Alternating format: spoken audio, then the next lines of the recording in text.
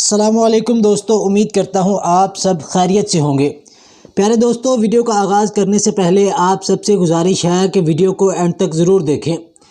دوستو، William black نے کہا کہ عظیم کام اس وقت ہوتے ہیں جب انسان اور پہاڑ ملتے ہیں۔ کوئی عظیم کام سڑک پر دھکم دھکا کرنے سے نہیں ہوتا۔ ولیم بلیک کی یہ بات 100% درست ہے۔ یہ ایک حقیقت ہے کہ بڑے کام کے لیے بڑا عمل درکار ہوتا ہے۔ پہاڑوں کی کٹھن چڑھائی کے بعد آدمی چوٹی پر پہنچتا ہے۔ سڑکوں پر شور و گل کرنے یا جلسوں میں الفاظ کے دریا بہانے سے کوئی بڑا مقصد کبھی حاصل نہیں ہوتا۔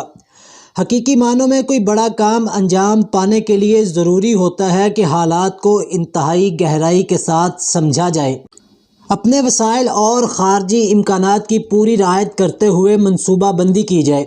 سفر شروع کیا جائے تو اس حقیقت کو پوری طرح ملحوظ رکھتے ہوئے کیا جائے کہ راستے میں دوسرے بہت سے مسافر بھی موجود ہیں۔ دوستو، پھر یہ بھی ضروری ہے کہ آدمی ہر وہ قربانی دے جو اس کا مقصد اس سے تقاضا کرے۔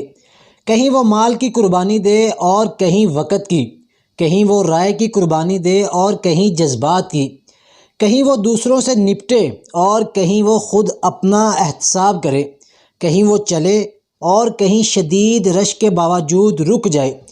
پہاڑ کی چڑھائی جیسی محنت کیے بغیر کوئی بڑا کام انجام نہیں پاتا۔ ہر بڑا کام بڑی جدوجہد چاہتا ہے، ایسا کام جو آدمی کے مرنے کے بعد بھی اپنے مثبت اثرات باقی رکھے، ایسا کام جو مستقبل کی نقشہ گری کرنے والا ہو، ایسا کام جو تاریخ کے رخ کو موڑ دے۔ بے پناہ محنت چاہتا ہے۔ ایسے کام کے لیے دانش مندی درکار ہے۔